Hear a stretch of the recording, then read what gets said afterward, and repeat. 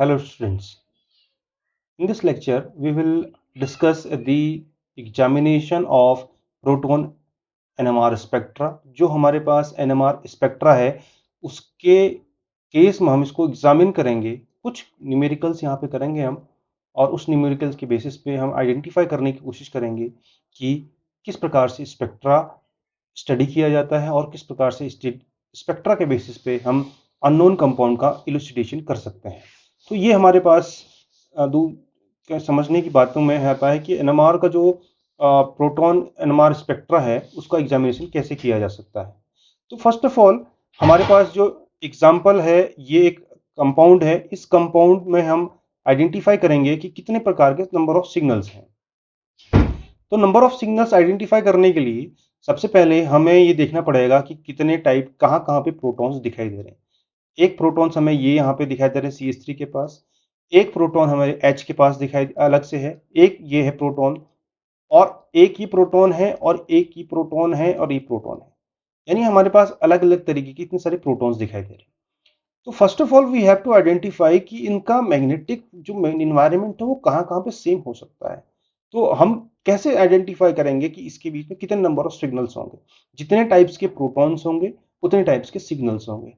तो यहाँ पर हमारे पास है 4 सिग्नल होंगे। क्या? क्योंकि यहाँ पे 4 सेट ऑफ इक्विवेलेंट प्रोटॉन्स कौन कौन से हैं हम देखेंगे। पहला जो सेम CH3 है तो इनके लिए एक प्रोटॉन यानी एक पीक हमें मिलेगी, एक सिग्नल हमें मिलेगा। इसका पीक नहीं, हम एक सिग्नल की बात कर रहे हैं। तो इसके लिए एक सिग्नल मिलेगा, और ये दूसरा प्रोटॉन है, इसके लिए दूसरा सिग्नल मिलेगा।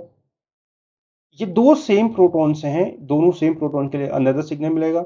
इसके बाद ये सिग्नल मिलेगा इस डिफरेंट टाइप के प्रोटॉन्स के लिए। ये हमारे पास सिंपल सा इलस्ट्रेशन है जिसके बेसिस पे हम ये समझ सकते हैं कि ये जो कंपाउंड हमें मिला है इसका कितने नंबर ऑफ सिग्नल्स आ सकते हैं।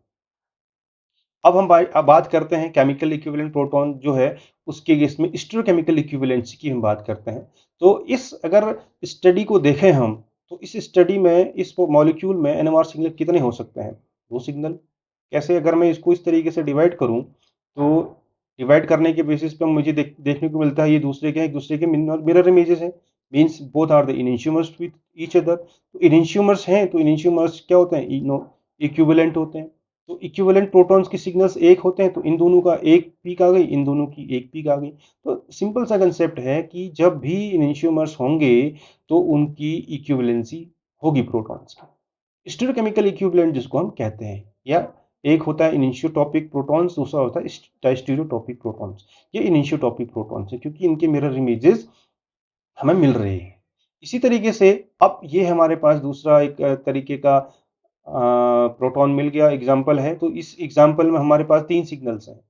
कैसे 3 सिग्नल्स हैं? सिंपल सा, एक CH3 के पास है और 2 हाइड्रोजन्स हैं। तो उन दोनों हाइड्रोजन्स पे ये दोनों हाइड्रोजन्स डाइस्टीरियोटॉपिक हाइड्रोजन्स होंगे, क्योंकि जब मैं इसको रिप्लेस करता हूँ फिर इसको रिप्लेस करता हूँ तो मुझे डाइस्टीरियोमर्स मिलते हैं। तो इसलिए एक हमारे पास रहा enantiotopic protons, both will show the equivalent signals या इक्विवेलेंट प्रोटॉन्स, और यहाँ पर डाइस्टीरियोटॉपिक होने की वजह से इन दोनों की सिग्नल्स अलग अलग आएंगे। तो 2 विनाइलिक प्रोटॉन्स जिसमें हमने एग्जांपल कहा, one is cis to bromine and another one is the other is trans. Bromine के सिस और ट्रांस है। ये आपके लिए कुछ न्यूमेरिकल्स जो आप सॉल्व कर सकते हैं, और ये भी हमारे पास एक दूसरी एग्जांपल सॉल्व करने के लिए हैं। और अगर आपके कुछ क्वेश्चंस इनमें जो जवाब हैं अगर आप कमेंट बॉक्स में जवाब दें तो अच्छा रहेगा। अब एक प्रॉब्लम हमारे पास है, इसको सॉल्व करते हैं। Using the mass spectrum we concluded that the molecular formula is C10H15N। The data from the H1 NMR हमारे पास आया 7.75 ppm पे एक मल्टीप्लेट है, और उसकी इंटीग्रल वैल्यू मिल रही 1.25। उसके बाद है 3.6 ppm, उसकी वैल्यू मिली क्वाड्रेट, इंटीग्रल है 1, और 1.4 ppm पे एक ट्रिपलेट मिल रहा है, इसका इंटीग्रल है 1.5। इस इंफॉर्मेशन से हमसे कहा गया है कि इस मॉलिक्यूल का स्ट्रक्चर आइडेंटिफाई करो। तो क्या हो सकता है? पहला स्टेप, सबसे पहले जब भी हमारे पास स्ट्रक्चर मिलता है तो उस स्ट्रक्चर में हम DBE अप्लाई करते हैं, डबल बॉन्ड इक्विवेलेंट। DBE इसका फॉर्मूला है C minus H/2 plus N/2 plus 1। H जो है वो हाइड्रोजन के नंबर हैं, N जो है हेलोजेंस के नंबर, नहीं इसको बोलते हैं नाइट्रोजन और ऑक्सीजन, नंबर ऑफ नाइट्रोजन्स हैं। और हेलोजेंस यानी इसका मतलब single bond atoms, double bond और ट्रिपल बॉन्डेड की बात करते हैं हम। तो इसमें वैल्यूज पुट करके यानी कार्बन के कितने नंबर्स हैं कैलकुलेशन करेंगे तो हम देखेंगे तो कार्बन की वैल्यूज है 10 माइनस हाइड्रोजन है 15 डिवाइडेड बाई 2 प्लस 1/2। तो यानी टोटल हमारे पास कैलकुलेशन करने के बाद इसकी वैल्यू मिलेगी 4।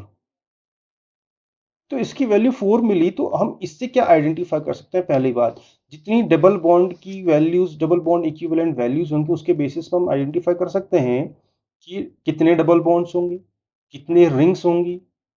तो इनको हम कैलकुलेट कर सकते हैं डीबीई के मदद से। Double bonds, rings, each count, एक डबल बॉन्ड के लिए एक डीबी अगर वैल्यू है हम उसको या तो डबल बॉन्ड कह सकते हैं या उसके लिए हम रिंग है ऐसा बोल सकते हैं। अब इस केस में हमारे पास है वैल्यू 4। तो जब 4 वैल्यू आई तो हमारे पास ये हो सकता है कि 4 डबल बॉन्ड्स हो, जब एक डबल बॉन्ड के लिए एक डीबी तो 4 डबल बॉन्ड्स हो, या एक रिंग हो, किसी भी तरीके की रिंग हो सकती है, बेसिकली हम यहाँ पे एक रिंग की बात कर रहे हैं, या 3 डबल बॉन्ड्स हो, एक रिंग हो। तो पॉसिबिलिटी की यह है कि इस वाले केस में कि 4 डबल बॉन्ड होने की वजह से बेंजीन रिंग हो सकती है। पहली कंडीशन, पॉसिबिलिटी इसको आइडेंटिफाई करने के लिए। दूसरा स्टेप, हम क्या करेंगे, इसको टेबल को आइडेंटिफाई करेंगे कि भाई क्या क्या था हमारे पास केमिकल शिफ्ट थे अलग अलग की, हमने टोटल इंटीग्रल्स को काउंट किया। हमने क्या किया, दूसरे स्टेप में जो इंटीग्रल्स की वैल्यूज थी उसको काउंट किया। काउंट करने के बाद हमने उस इंटीग्रल्स को देखा कि कितने टोटल प्रोटॉन्स हैं, हाइड्रोजन्स हैं, 15 है। तो 15 से हमने टोटल इंटीग्रल से डिवाइड कर दिया तो हमारे पास वैल्यू आई 4। अब हम क्या करेंगे कि एक integral is now equivalent to the 4 hydrogens. Table से हम समझते हैं कि एक integral is now equivalent to the 4 hydrogens. तो टोटल हमारे पास 1.25 के केस में 5 नंबर ऑफ हाइड्रोजन्स मिलेंगे, यानी जो मल्टीपल बन रहा है वो लगभग 5 हाइड्रोजन्स का बन रहा है। इसका मतलब एक क्वाड्रेट बन रहा है तो 4 हाइड्रोजन्स का बन रहा है। इसका मतलब है ट्रिपलेट बन रहा है तो हमारे पास 6 हाइड्रोजन्स का ट्रिपलेट बन रहा है। इसको हम इस प्रकार से इंटीग्रल्स की मदद से नंबर ऑफ हाइड्रोजन्स आइडेंटिफाई कर सकते हैं। जब इसका नंबर ऑफ हाइड्रोजन्स आइडेंटिफाई कर चुके हैं तब हम इसकी इम्प्लीकेशंस देखेंगे। तो इम्प्लीकेशंस के लिए हम क्या करेंगे, तो हमारे पास सिंपलेस्ट एग्जांपल है कि शिफ्टिंग 7 से 7.5 ppm तक मिल रही है तो पॉसिबिलिटी है बेंजीन रिंग होगा। तो बेंजीन रिंग के लिए जो बेसिक मोनो सब्स्टिट्यूट कंडीशन है C6H5 वो होनी चाहिए। तो हमारे पास हमने देखा मोनो सब्स्टिट्यूटेड बेंजीन रिंग के लिए C6H5 हमारे पास वैल्यूज मिलेंगी, यानी जो हमारे पास टोटल थे कार्बन उसमें से हम इसको सब्सट्रैक्ट कर देंगे। सब्सट्रैक्ट करने के बाद हमारे पास टेंडेंसी मिलेगी कि जितने कार्बन बचे होंगे उसको हम फिर अरेंज करेंगे। अरेंज करने के बाद हम उसको आइडेंटिफाई करेंगे कि कितने क्वाड्रेट्स बनेंगे और कितने ट्रिपलेट बनेंगे। कहने का मतलब है कि स्प्लिटिंग में क्वाड्रेट भी बन रहे हैं 4 हाइड्रोजन्स के, 6 हाइड्रोजन के हमारे पास ट्रिपलेट भी बन रहे हैं। तो 6 हाइड्रोजन कैसे बनेंगे, ये हमारे पास इसका स्ट्रक्चर रहा। 6 हाइड्रोजन के हमारे पास ट्रिपलेट बन रहे हैं।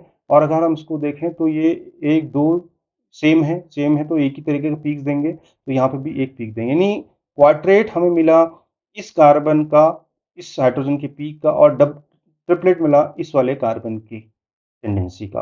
तो ये तरीका है जिसमें हम इजीली इलुस्ट्रेट कर सकते हैं, फाइंड आउट कर सकते हैं किसी भी मॉलिक्यूलर फॉर्मूले को जब हमारे पास उसकी एनएमआर डेटा हो।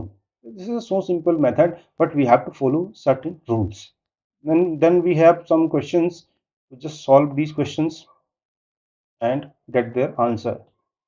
Thank you. तो ये जो लेक्चर है इस लेक्चर में हमने बहुत सारी चीज़ें पढ़ी। तो इस लेक्चर में बेसिकली हमने जो प्रैक्टिकल था प्रॉब्लम का उसको देखा और एग्जामिनेशन किया कि एनएमआर स्पेक्ट्रा कैसे कैलकुलेट करके बताता है कि कोई भी अननोन कंपाउंड का स्ट्रक्चर क्या होगा। इस लेक्चर के लिए, इसको देखने के लिए थैंक यू।